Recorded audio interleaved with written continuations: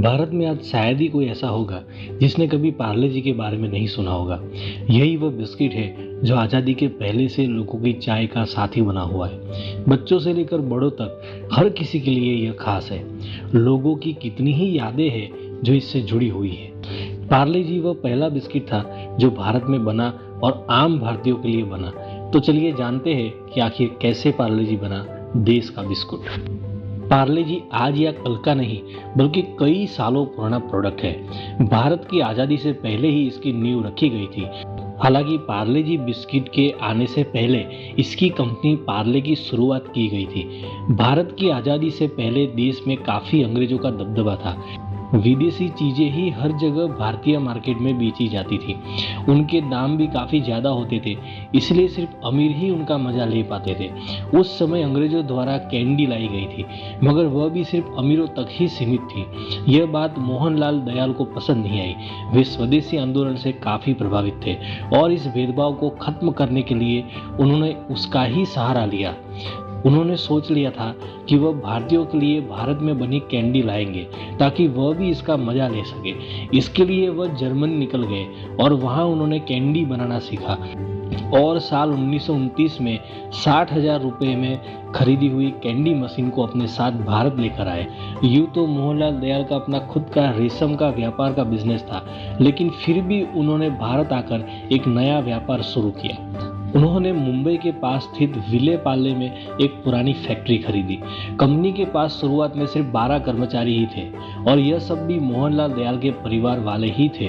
उन सब ने मिलकर दिन रात एक किए और पुरानी सी उस फैक्ट्री को एक नया रूप दे दिया। हर कोई कंपनी को बनाने में इतना व्यस्त हो गया था कि उन्होंने यह भी नहीं सोचा कि आखिर इसका नाम क्या रखा जाए। जब कोई भी नाम इनको नहीं सूझा तो आखिर में कंपनी का नाम उस जगह के नाम पर रखा गया जहां से उसकी शुरुआत हुई थी।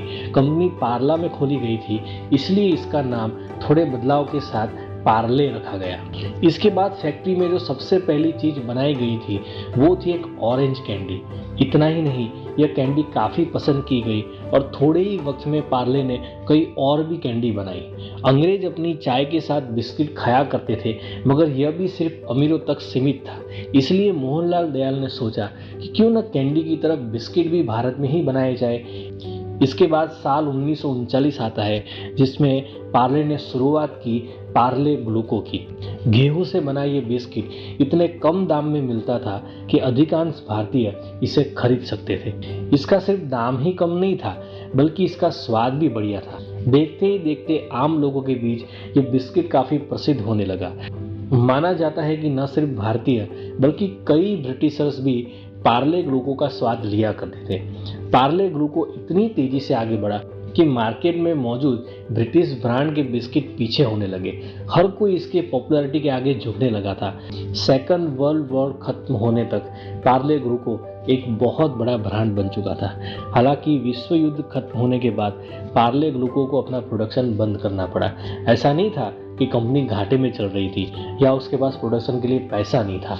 प्रोडक्शन बंद करने की असली वजह थी देश में गेहूं की कमी। जैसे ही भारत साल 1947 में अंग्रेजों के राज से मुक्त हुआ और देश का विभाजन हुआ तो यह कमी और भी बढ़ गई। पार्ले कंपनी को इतना रॉ मटेरियल नहीं मिल पा रहा था कि वह प्रोडक्शन जारी रख पाए। ऐसे में कुछ वक्त के लिए उन्हें अपना पूरा प्रोडक्शन रोकना पड़ा। प्रोडक्शन रुकने के कुछ समय बाद ही लोगों को पार्ले ग्लूको की कमी सताने लगी थी। कंपनी को भी इसका एहसास हुआ। कंपनी ने वादा किया कि जैसे ही हालात सुधरेंगे वे प्रोडक्शन फिर से शुरू कर देंगे। फिर आया साल 1982। 1982 वो साल था जब पार्ले ग्लूको का नाम बदलकर उसका नाम पार्ले जी कर दिया गया। कंपनी का नाम बदलने का कोई इरादा नहीं था, मगर उन्हें मजबूरन करना पड़ा। ग्लूकोज शब्द ग्लूकोज से बना था। पार्ले के पास इसका कोई कॉपीराइट नहीं था, इसलिए कोई भी इसे इस्तेमाल कर सकता था। इसी चीज का फायदा उन बिस्किट ब्रांड्स ने भी उठाया जो अभी तक पार्ले ग्लूको के पीछे चल रहे थे। देखते ही देखते मार्केट में बहुत सारे ग्लूको बिस्किट आ गए। हर कोई अपने बिस्किट के नाम के पीछे ग्लूको या ग्लूकोज का इस्तेमाल करने लगा। इसके कारण लोग पार्ले ग्लूको और बाकी बिस्किट के बीच में फ़र्क नहीं समझ पाए और इसी वजह से पार्ले ग्लूको की सेल पर काफ़ी असर पड़ा। यही कारण रहा कि साल 1982 में उन्होंने फैसला किया कि वो अपने नाम से ग्लूको हटाकर सिर्फ जी रखेंगे। इसके साथ ही उन्होंने नाम बदलकर एक और नई पारी की शुरुआत की।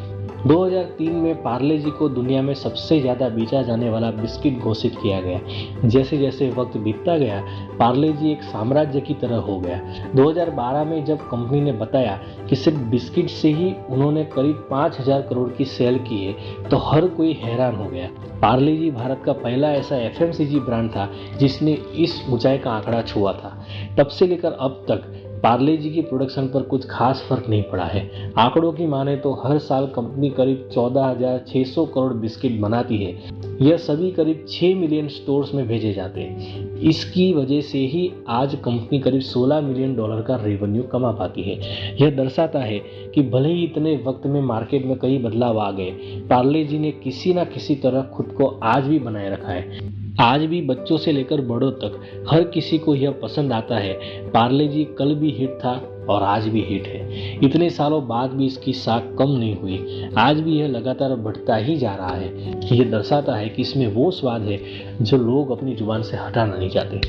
दोस्तों, इसी तरह की इंटरेस्टिंग वीडियो देखने के लिए हमारे चैनल को सब्सक्राइब करें और बेल आइकन को दबाना ना भूलें। धन्यवाद।